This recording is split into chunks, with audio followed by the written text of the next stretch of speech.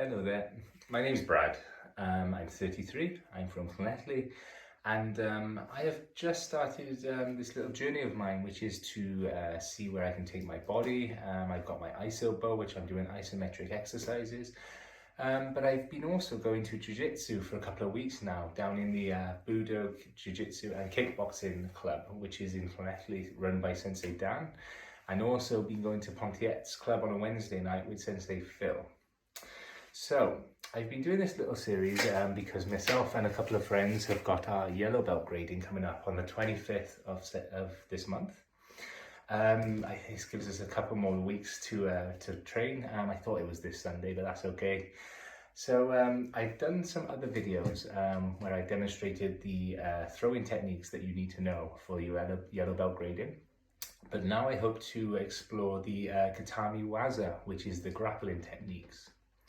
Today I'm going to hopefully show you the Yoko shiho katami, which is basically means the four quarters holds. So for this demonstration I will be getting my assistant Steve. It's a great little training dummy that I bought for say 30, I think it was £35, 40 quid. But I also bought some stuffing that I put inside, but I got plenty of that if you need some for your dummy. So, the Yoko, you would have your right hand underneath the person's thigh, reaching for their gi, reaching for their belt. The next hand would come across their arm, under their neck, and you would lift all your weight on the person's body. You would be driving forwards into their rib cage. You would also keep your thighs and your calves off the floor. You would have your toes on the floor, driving your hips down into the floor to apply pressure. So from this point, Sensei Dan has showed us that you can try a move called the Americana. So you would transition your arm up to push this person's arm down to the floor. Once it's down, you can transition this arm on top of that wrist and put your pressure forwards. You would reach with your right arm underneath the person's arm, grip your wrist, and you would apply pressure like this, pushing the person's elbow to the ceiling. And yeah, this could potentially break their arm, so they would be likely to tap. You would try and keep your forearm across the person's throat, which would apply more pressure and make them unable to turn out of this move.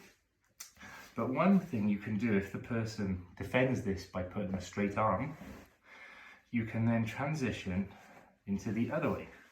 So you would bring the person's arm down with your right arm, reach under with your left arm, and then you can turn into a kimura, which would equally be as painful. So,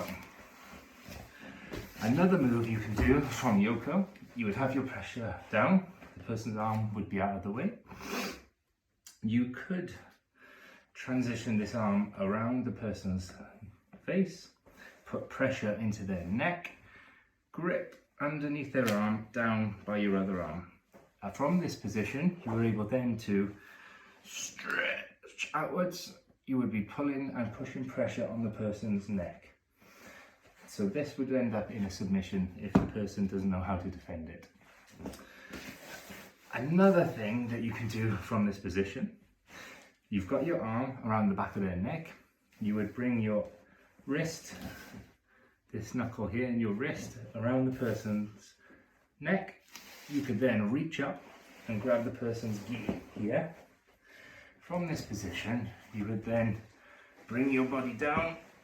You could then scissor the person's neck with your arms and apply pressure to end up with a choke on the neck. So, one thing we've learned in class from Sensei Phil was the defense for this would be, you would be in this position, which would leave the person with this arm free. Because you can't punch and land things outside of the MMA in jiu-jitsu that wouldn't be condoned, the person would likely be putting pressure on your shoulder or on your face. From this position, Sensei Phil said you can grab the arm, rotate like this, and bring the person over onto their front. From this position, you would reach over, apply pressure to the person's elbow and bring their arm up into this position. This is very hard to get out of also if you apply your pressure. The most important thing is to always keep pressure, contact with the person. Otherwise you give them an opportunity to get out of this move. So, when I was with this move with Sensei Dan a couple of weeks ago, I asked, what's the defense? How do you get out of this if you find yourself in a Yoko? So one thing you can do, you can grab the person's face, push it up, bring your knee over their head, and from this position you could rock forward. So the way I was doing this move was to try and bring the person over my body this way. That doesn't quite work. It's more of a down, a scissor, and you're trying to get your leg down to the floor. This then will take the head of the person and their body is very likely to follow it. Another move that you can do from Yoko is a move called the shrimp. Now this sounds very strange, I know, but a shrimp would basically be where you shrimp your body like this.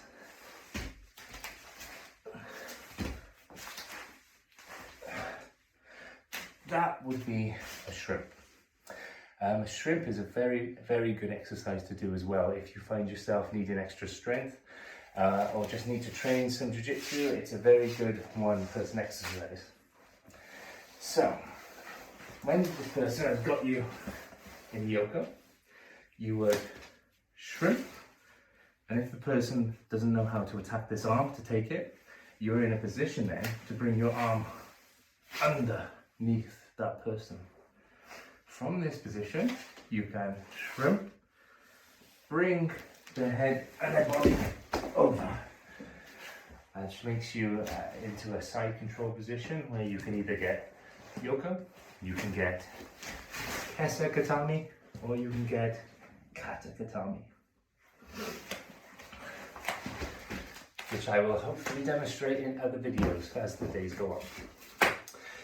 A last move that you might be able to initiate from the Yoko is you'd have all your pressure down. This person might be vulnerable if their arm is flapping like this. You could bring their arm across their throat, lock it in position, bring your head in and squeeze them, and use their own arm to cut off the airway, cut off the jugulars, which will more than likely make the person tap. So, I hope you've enjoyed this video. I hope it helps. If you've got any tips, any tricks, anything you need, you think I could do better, then please, please, please give me a comment. I really, really would like that. Have a wonderful week, have a lovely weekend, and yeah, thank you, enjoy.